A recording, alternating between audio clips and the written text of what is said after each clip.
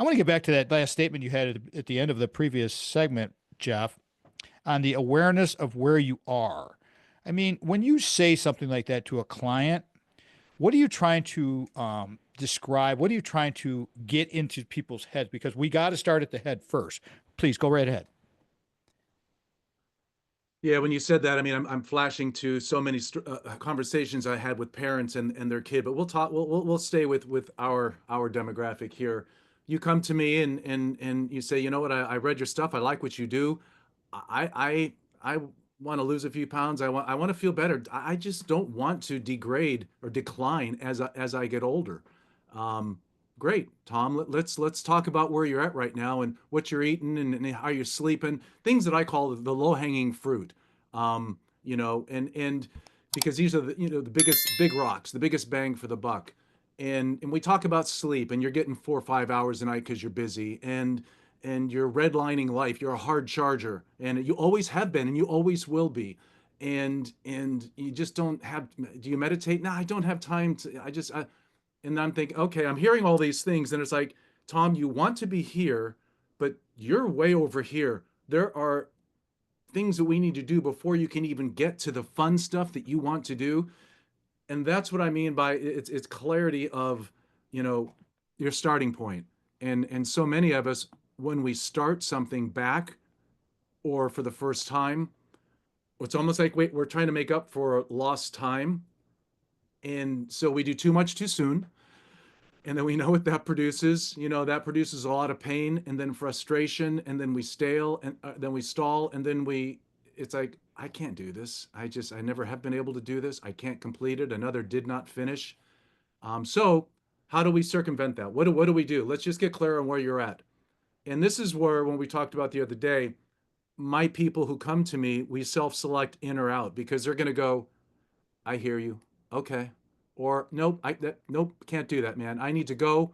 I need to continue, my path. I hear what you're saying. It makes sense, but it's not me, not now. So long-winded answer to, we get clear on where you're at, and that tells us what we can do based on your environment, your schedule, and your life. So let's go into the physical practice. We got a few minutes before we close this segment here. The Yeah. physical practice after you get into someone's head and you have decided, yes, we can work together. Yes, there is a fit here. Let's talk about physical practice, because physical practice is a big topic. Yeah, and sometimes it's like, if you don't want to label it that, that's fine. We can call it whatever you want. But I kind of talk about, as the villain, a workout mindset, and it's not really, but I need a villain, so that's why I grabbed it, and she's my villain. So a conventional, traditional workout mindset. I'm in the gym 3 days a week. I've got to go. I've got to go an hour. I've got to get cardio as well. Um, and for some people, I lost them already because they hate the gym. They'll never go to the gym. They don't have 3 days a week. They don't have an hour. And now you're kidding me. You want me to do cardio on top of that?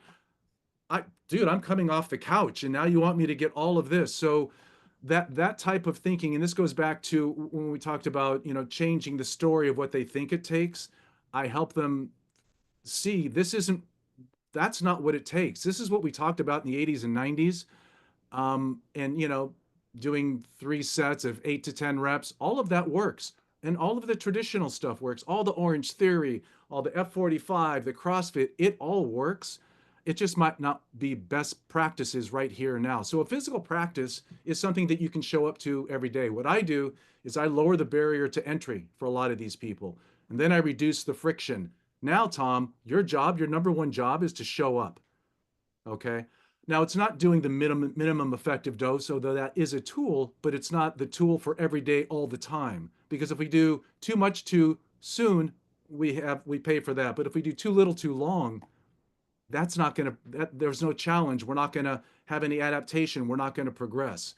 So we set this doable, achievable, reachable, these milestones up.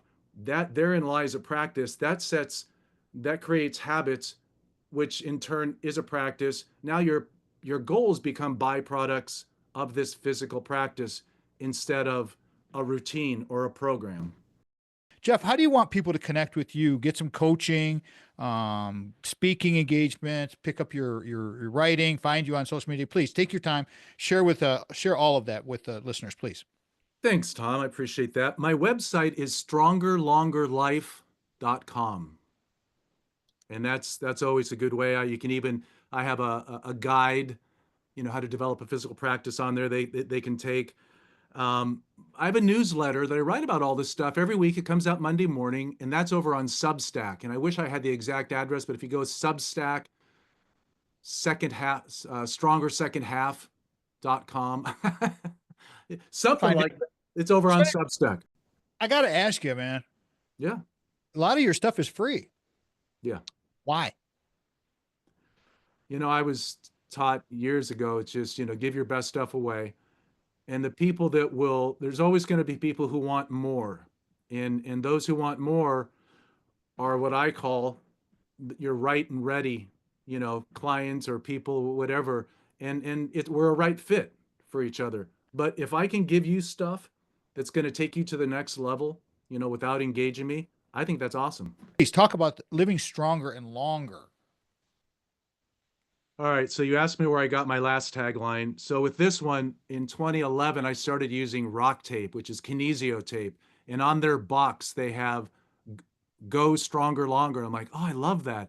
So 3, 4, 5 years later, so it's like I started getting more into the longevity space and doing things and working and blah blah blah. And it's like, you know what?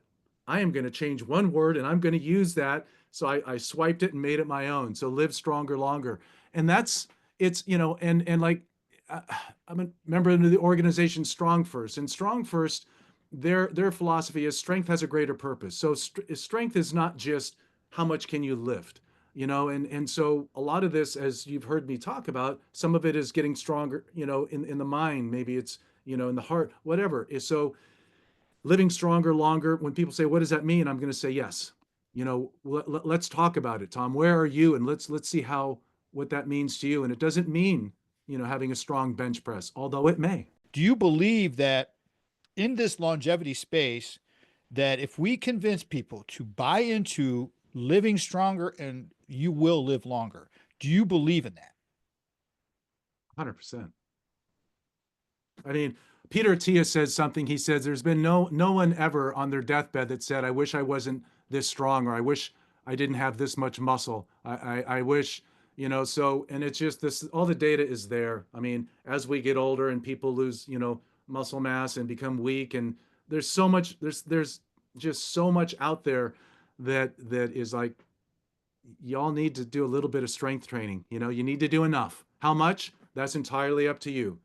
Peter Attia talks about, he's a extreme. I'm not so extreme. I've trained the extreme. I've trained the best in the world. So I know like you said earlier, everything has a price, everything has a consequence, a cost. I'm not willing to pay that cost. I don't care about being a champion, how much I can lift. I just want to live well, man. So what, that's goes back to living stronger longer. I want to be able to do things when I'm 80, 85. I play ultimate with my 12-year-old grandson now. I want to do that in another 10 years, with my 3-year-old granddaughter now when she's 13. So I don't see me slowing down. Let's talk about Rythm, the software. I like talking about balance. I know you're balance in life, life balance, work-life balance, all these kinds of things. But I found it interesting when you gave me the bullet of Rythm.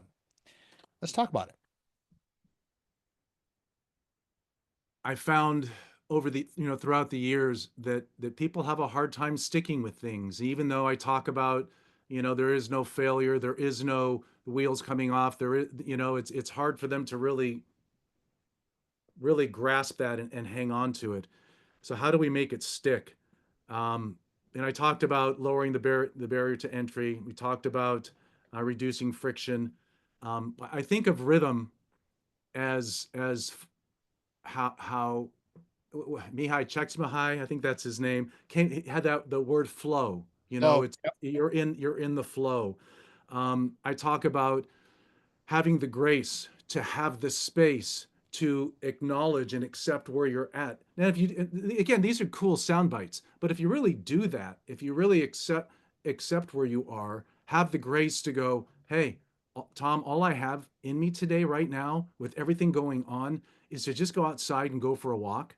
Um, dude, that's okay. That's a little milestone. That's something that's part of this practice, not the practice, a practice, your practice. So flow is kind of what makes it stick. It's the juice, it's the energy to know that, you can come back tomorrow. And I really do like that phrase, have the grace to have the space. So sometimes it sounds like, oh, Turner, you're just talking about semantics. Maybe, don't know. It's just these things come to me in my head and I play with it, I write about it, and this one stuck. So if we talk about this in a few months, I'll have a different story probably. But that's the gist of it, Tom. What's your takeaway for your first visit to our radio program? Yeah, I think we'll end like we started. Getting older hopefully is inevitable, but becoming weak and fragile is preventable. And people say, okay, how? Just start, man. Just start. And if anyone has a question, reach out. I mean, when I send my email newsletter, I say hit reply, ask me questions. I'm happy to coach you up a little bit, but just start. It's just starting where you're at, not where you were 10 years ago or not where you hope to be in 12 months. Right here, right now. That's how we start. That was fantastic. Jeff Turner's amazing and love girl dads. I wonder why, we girl dads, we're different folk out there, right? So until next time, everybody, it's been a pleasure.